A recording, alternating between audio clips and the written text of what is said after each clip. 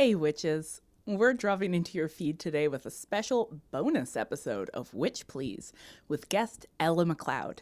Ella joined me and Marcel in June for a Patreon-only bonus episode to discuss policing of magic in the wizarding world.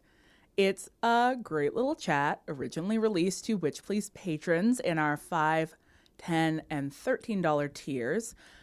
And we thought, you know what? As we get ready to launch into season 5, why not give our general audience a taste of what we get up to on our Patreon?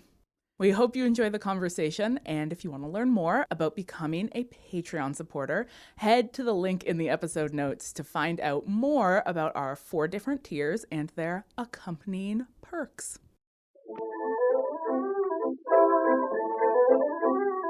Hello and welcome to another Witch Please Patreon bonus special guest interview. We haven't named any of this bonus material, so we just make up new names every time. I'm Hannah. I'm Marcel. And we have a very exciting guest joining us today all the way from England. Yeah, I know the names of countries.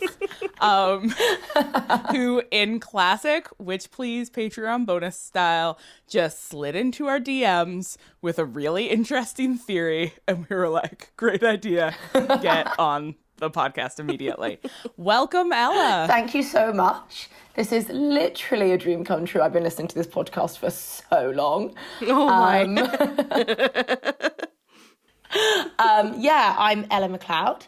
I'm a assistant podcast producer and writer from London, England. Oh, Yeah. amazing. What kinds of podcasts do you make? So I work for a production company called Something Else, shout out. And we make kind of all sorts, a lot of entertainment stuff, some factual things. Like our like big hitter is David Tennant does a podcast with. So yeah, we did that. Sorry, wait. Do you mean you work with like real celebrity humans? I do actually work with some real celebrity humans, yeah. Oh my God. Have what are you you met doing David with Tennant? us? I'm like the biggest Witch Please stan ever. The reason I do my job now is because when I was struggling as an actor, after every bad audition, I would listen to Witch Please and like feel better about my life. Oh my God. And then after like 2 years of struggling as an actor, I was like, maybe I just want to do this. And so I do. Oh my God, this is the greatest thing I've ever heard. Yeah. Did you tell David Tennant about us? I've not told David Tennant about you, but I've told David Dimbleby about you. Do you guys know who David Dimbleby is? No. David Dimbleby is, you know, yeah, Hannah's laughing. Hannah knows. I don't He's know anything. he's a very like serious political journalist, and I recommended. He was talking about like good fun like lefty podcasts, and I recommended Witch Please.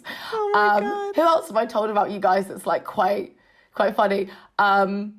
I told Claudia Winkleman about you, but I don't know if that will register to any of your Canadian listeners, but she does our equivalent of Dancing with the Stars. That's quite funny. But yeah, I'm forever recommending you guys because everyone is a Harry Potter fan, and I'm like, but thinking critically. So I'm always like, Witch Please. This is truly the greatest introduction to a guest I'm so glad. I've ever experienced. This is amazing. Oh, I'm delighted. Oh my God. Okay. Well, we did not invite you on to talk to us about how great I mean, like, I could. As much as we obviously thoroughly enjoy that. We invited you on to have a conversation about cats and squibs and the arbitrary policing of magical boundaries. Absolutely. So let's start here with this observation that you made that the 2 major squib characters we see in the Harry Potter series both have really strong relationships with cats. Yeah, they do. And I find that fascinating. And the reason I find it fascinating, and the reason I sent the message in the first place was because I'd gone on like a Google like wormhole about cats and magic and their history and their relationship with magic. So to have a look at squibs and cats, I think you first have to have a look at artificial scarcity. So I'm going to start with artificial scarcity, right? So artificial scarcity, just so everyone who's listening is on the same page, is this idea that there are resources that could be infinite or could be seen as renewable that are made difficult to access for the purpose of driving up competition. Drugs are like medical drugs are a really good example of this. Wi-Fi is a really good example of this. Diamonds are a really good example of this. Diamonds are not rare. They're not rare. They're actually like quite easy to find, but they are. They actually are. Like, just take a walk one day, go for a dig, find a diamond. But because of an incredible marketing campaign, we're all convinced that they're this really rare jewel. So, in the wizarding world, magic... Oh, sorry. Can I just add an example of artificial scarcity? Yes, please. The maple syrup reserve. Is that a thing? Yeah. So Quebec produces most of the maple syrup in the world. Really? And in hyper-productive years, they reserve it so that they don't overflood the market with maple syrup and drive down the value. Okay, yeah. So there are huge tanks of maple syrup. There's a maple syrup reserve. Yeah. And there was a heist. Wow. Anyway. Okay, that's amazing. I need to... Artificial scarcity. I so have to look that up. I mean, houses are a really good example of artificial scarcity. I was trying to explain this to my sister. I was like, if especially in the UK, the government, if it was in governmental interest to solve homelessness, they could do so. They just won't, because having a flourishing, and I'm using big scare quotes here, flourishing housing market benefits their economy, basically. So, in the wizarding world, we have this thing called magic. And how we define magic seems to me to be very much determined by the Ministry of Magic and those members of like the elite structures that prop up the hierarchical system of the Wizarding Society. What I mean by that is magic gets created as a kind of weird binary by people who police who can and can't use magic. And we have so many examples of this. We right? really like, do. See Neville saying he wasn't sure if he would get into Hogwarts. Right. Right? Right. Like if Neville didn't get into Hogwarts, then presumably Neville would not be a wizard, according to the like categorization of the Ministry. Presumably Neville would be considered a squib, just a not magic person. But that doesn't make any sense, because Neville's mere existence and people like Neville, for example, Hagrid's mere existence, indicates that magic exists on a spectrum from like the kind of like hyper powerful, and we're kind of led to believe that like your magical ability is natural, again, scare quotes, because of things like Hagrid saying to Harry, your parents were really powerful wizards, so you will be a powerful wizard. Because of things like Dumbledore being really powerful, but Aberforth just not getting that gene, you know? So magic, and then on the other end of the spectrum, we have muggles, and then before muggles, we have squibs, who kind of exist in this like magic non-space, almost. Why I find that idea really compelling is that it seems that the way that this is policed is by the Ministry dictating who can and can't carry a wand. We know that wandless magic is possible because of all the 9-year-olds running around exploding snails and shit like that in the fourth book. And accidentally releasing snakes. Accidentally releasing they're snakes. They're doing it all the time. Harry blows up Aunt Marge. He's not carrying his wand, but he just does it because he's mad. So we know wandless magic exists, but we're led to believe that the only way that magic can be harnessed, controlled, is by a person owning a wand. Well, and we find out later that goblins want access to wands. Yeah, exactly. And it's not so much that goblins couldn't operate wands, it's just that wizards jealously guard the wand law and jealously guard how you make them and how to operate them. So, right. And what's really interesting there is that wands have to be purchased. So you are directly affected by your financial status or your access to gold. And then that affects your access to the magical community. What's really interesting about that, especially in the example of like Neville, is that Neville goes his whole life thinking that he might not get into Hogwarts, then gets to Hogwarts and is basically told that he's like a shitty wizard. Even though we know that from books 1 to 6, he has his dad's wand. Like, it's not even his, it's not a wand that chose him, that he had an affinity with. What? I forgot about this. But this is the thing. And this is why, like, Ron, in books 1 and 2, is like kind of a substandard wizard because he has Percy's old wand. So so your whole access to this thing that is supposed to be like your birthright is controlled and bartered with by forces completely out of your like own control as an individual. I mean, even Dumbledore, who is positioned as the greatest wizard of his age, we find out way later on, just has the most powerful wand. Yeah, exactly.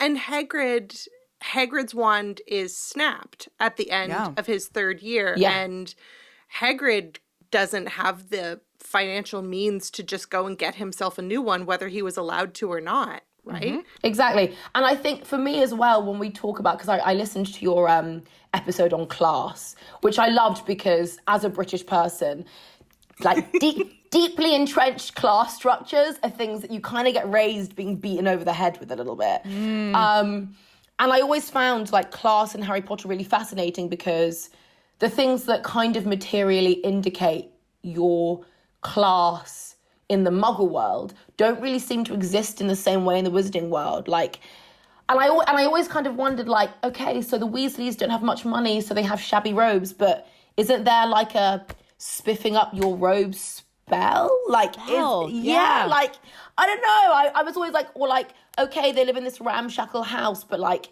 could they not just like magic up an extension? Like, I'm just confused about how that works. However, this was our last bonus interview was with Dr. Ellie Armstrong, and we just started to tease out this idea of magical capital as like a version of cultural capital. Sorry, you were saying, however. No, so in my way of like understanding like magical capital, I think the thing that really enforces a kind of class structure is your access to magic and how much of it you're able to access, which is directly based on like how much gold you have, because like you can't, it's quite apparent that you can't just like magic up more gold, and gold is what you buy a wand with. But that little thing there seems quite separate to all of the other things going on with class in the story, because like the kind of pure blood status of wizards as a way of kind of denoting class is like very like inherently directly related to this like old English notion of like blue-bloodedness and like ancestral wealth and things like that. But I think you could see a situation where someone who doesn't necessarily come from money but has magic is able to live quite comfortably. But if you don't have gold, you can't have a wand. So, and that's what I find really interesting. Because otherwise there's no reason to have money in a magical world. Literally none. Literally no reason at all. Hold on now, you two pinkos. Like, let's just take it easy here. If you don't have money, how do you circulate goods and control the population through artificial means of segregation and hierarchy? Like, exactly. With wand access. With wand access. Like, literally with access to who can and can't wield this magical tool. So, yeah, I mean, I find that, like, wild. Yeah. So, now we have, like, two individuals, Miss Argus Filch and Arabella Figg, who have been told that they're not magic enough to go to Hogwarts and therefore are not magic enough to possess a wand, because you're not allowed to possess a wand unless you've gone to Hogwarts or a Hogwarts equivalent. If you do, like, that's illegal. Which in itself, when you're just like, So you have magic, but you can't legally use it unless you possess a wand. And the penalty for that is incarceration. Ace. These books are bonkers. These books are bonkers. Bonkers. And a thing that I found really interesting in the last year, because as I mentioned, I'm a writer, and I'm writing, but have mostly written a book, which is coming out next year. And what? Plug your book. Oh, okay. We'll do it again. Yeah, so my book is called Rapunzella, and it's a young adult fantasy. Oh my God. And I'm really excited about it. And it's being published by Scholastic. And yeah, it's really cool. But a thing that's been really interesting to me, writing fantasy, is how do I create scarcity so that we have tension in the story, so that we don't get this Deus Ex Machina thing of everything just being solved by magic, but also without it being scarcity that basically just relies on capitalism. And my way of doing that has just been by having good magic and bad magic, right? Which the Potter books do. Yeah. So it's just really bizarre to me that on top of the good magic, bad magic, in the sixth book, when our prime minister says to the minister for magic, why is this happening? Can't you stop it? You guys have magic. And Cornelius Fudge replies, well, the problem is, minister, the other side have magic too. And I think that's enough. That's enough, right? That's enough tension without relegating people to poverty because they weren't far enough along your spectrum to qualify for wand ownership. It is indeed. Now we're at this place where we have these two characters who've basically been ostracized from society because they don't... In my head, magic is a sliding scale of black to white, and they're just they don't sit in the grey enough, basically. So we have these two individuals who are considered to be not magic enough, and yet they have these immensely powerful magical relationships with cats. So, you can't tell me that Mrs. Fig, who, talks to her cats, can communicate with her cats, can send them to run errands for her, is not a bit magic. That's just... What? No. Obviously not. You can't tell me that Filch, who exists in this immensely magical space, which, assumingly... he has to be a bit magic to even be able to see, because we're told that muggles and people without magic can't see Hogwarts, can't see it on a map, can't access it, can't get inside. So he's obviously a little bit magic. And has a psychic connection with his cat. They are literally obsessed with each other. If Mrs. Norris sees some wrongdoing, Filch appears. Yeah. And you're telling me that he has no magic in him whatsoever? No, come on, get out of town. Get out of town. And the reason I find this so, interesting as a, cat mum and cat lover... I love those paws. I'm gesturing to where my cat is, really elegantly... Oh, my goodness, there's, a tail and a paw just, sticking out of the hammock, just sort of waving. Just lounging. Incredible. Right? But the reason I find that really interesting is because of the kind of, history of domestication of cats. The adage is that we didn't domesticate cats, cats domesticated us. And I really believe that. Animal behaviorists have a really hard time studying cats because it's hard to study an animal that has no inherent desire to please you, because it's not, you can't test its intelligence based on the premise that it will do something if it understands it, like you would with dogs. Absolutely. But the recent studies into cat behavior show that they learned how to vocalize in the same register as human babies. Because they figured out that we like that, and that if they make themselves sound like babies, we'll give them stuff. 100%. And when my cat will meow at me, I'll be like, she sounds sad. She's not sad. She just wants food or attention. But she's figured out exactly what tonal quality to use to tug on my heartstrings. And yeah, I mean, that example, I think, perfectly sets up the dichotomy between dogs and cats. And I'm not one of these people that's out here I'm a dog person, I'm a cat person, because I think it's valid to love and respect both for different reasons. But the domestication of dogs has had so much more human involvement in it over a period of tens of thousands of years, as humans have bred a variety of breeds of dogs to either fulfill certain domestic or labor roles, to basically be like free labor, free hunting, helpers, free ratters, that kind of thing. Whereas cats have been so much harder to domesticate because the only reason they started hanging around humans in the first place, and this is kind of dated back to about 9,000 years ago. Some places say Egypt, some say China, some say Cyprus. But it was basically they were attracted to settlements of humans because there were rats. And cats were like, cool, free food. But it wasn't like they were attracted to human companionship specifically in the same way that dogs apparently were. They just went where the food went. And as a result of that, cats have maintained so many of their natural hunting instincts because they continue to go out and mate with wild cats. And I know this firsthand because I have a Bengal, and it is like living with a small leopard. So it's very apparent to me that those hunting instincts are still there when she's like pouncing on my feet at 3 a.m. But what I find so interesting about that is that now we have a sort of a contrast in Harry Potter of like dogs and cats, where all the dogs we see are very much defined by their loyalty to their people. And we don't see that many dogs. We see Sirius, who is obviously an animagus or animagus. And we see Ripper, Aunt Marge's dog, who basically seems to be like the violent arm of Aunt Marge's hatred of Harry. Just like, Oh, no. you know what I mean? Like, if Aunt Marge is the state, Ripper's the cop. You get, like, he's just out there, like, chasing him up trees. Whereas... And Fang. And Fang. Oh, and Fang, who is basically an extension of Hagrid's desires, right? Is like so loyal to Hagrid, just wants to be around Hagrid all the time.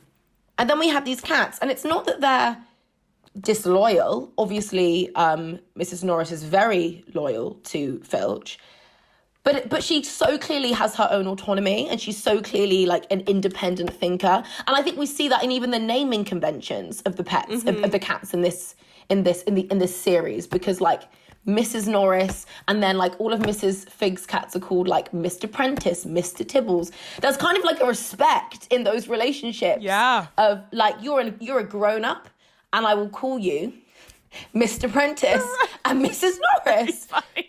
I wouldn't presume to use your first name. How familiar. Absolutely, because that would be rude. And I mean, even Crookshanks go like all of book 3 is about Crookshanks like embarking on this adventure without Hermione having any knowledge of it whatsoever. Any knowledge at all. Crookshanks and obviously towards the end of book 3, Crookshanks like actively defends Sirius from the trio because Crookshanks has an understanding that Sirius is the good guy, even when the trio don't. Crookshanks has solved the mystery before the rest of them. Like way before Crookshanks solved the mystery in like chapter 5. Like just Crookshanks knew.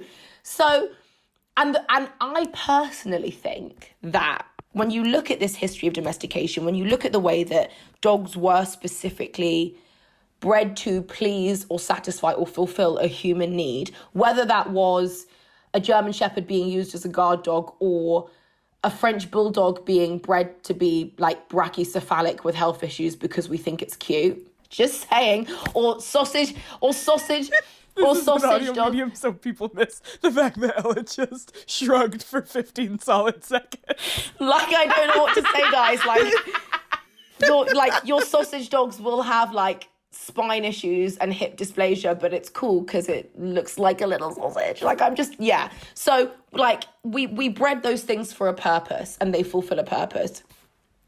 The only thing we've ever really been able to do with cats is breed them to have specific colours. But in terms of their like hunting patterns and their sleeping patterns and their feeding patterns, you can try. You can try. Cat's gonna cat. Cat is gonna cat. And I have tried. I really have tried to train my cat. But it doesn't work. She does what she wants to do. This autonomy, right? It's like, you know how the book keeps saying the wand chooses the wizard? Mm-hmm. Cats choose wizards. Absolutely. Like, Absolutely. saying that the wand chooses the wizard when you have to buy it is really different from being like, And cats honestly, choose you. a thing I've often thought is like, are there just wands sitting in Ollivanders belonging to like poor kids who could never afford them that never choose anybody? Yeah. You just broke my heart. Just a wizardless wand who was like, oh, it's a shame that, Yeah. you know, little Jimmy comes from a poor family. Like, wild. Absolutely wild. Completely wild. And I think, and I have often thought, that cats just have like a spectacular ability to reject all kind of human social structures. Which is why I deem them the most anti-capitalist animal. Yeah. Because, like, even right now, like, our cats are sleeping. It's the middle of the goddamn day. But Don't they're they like, know there's work to be done? Don't they know there's work to be done? Like, she doesn't care that we're on British summertime hours right now because she will sleep when she wants to sleep. She's napping for the revolution. Yeah.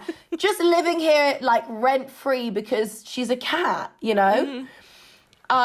And I think that's why there is this history of cats being seen as threatening or unnatural or frightening. But also as sacred and powerful, right? Yeah, but to societies that saw subversion as sacred and powerful as opposed to terrifying. You know, ancient Egyptians worshipped cats because of their independence and because of their ability to just come in, eat the rats, and leave. They were like, wow, you must be sent from the gods because you're curious of our vermin, but we don't need to do anything for you. Like, we don't need to keep you alive.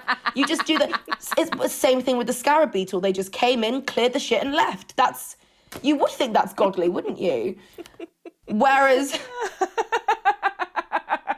Pope Gregory IV in 1233 issued a decree saying that all cats carried a part of Satan. I know, and I can see why, to a medieval Christian, a cat who slinks around at night and doesn't do as it's told would be quite frightening. You know? Yep. Like, you're doing all the things that scare me right now. They are pure chaos. Yeah. Pure chaos. All right, Ella, we are running out of time. I've enjoyed every aspect of this reading. Me too. So much. Will you plug your book one more time and maybe tell us a little bit about what it's about? I would love to. So it's called Rapunzella, and as I said, it's a young adult fantasy, and it is. Oh, I'm gonna get cancelled by like so many people's parents. So it starts with a strike where two magical gardeners realise that the king they're working for isn't paying them fairly. And they realise that they actually own the means of production.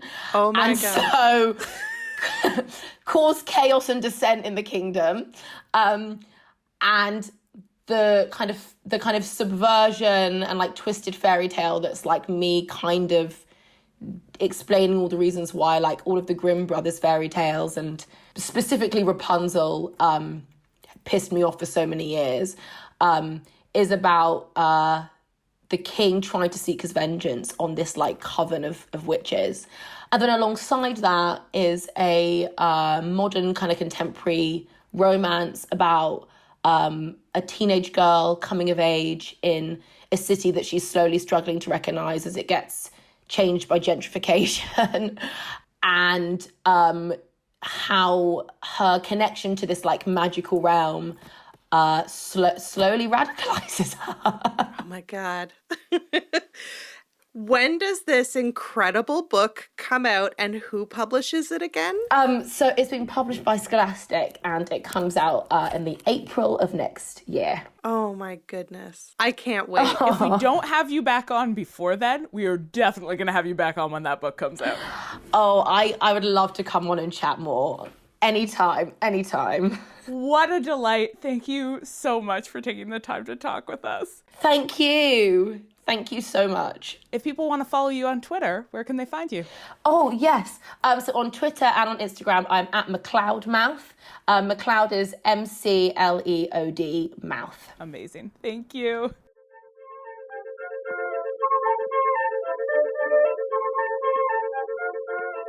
You've been listening to a special bonus episode of Witch Please. Bonus episodes are released once a month to our $5, $10, and $13 Patreon tiers. They always feature a special guest who contributes some unique insights into the series, the world of critical theory, fandom, or other topics we just can't get into our regular season. And they are always fun. If you'd like to hear our full backlog of Patreon bonus content, you can become a patron today.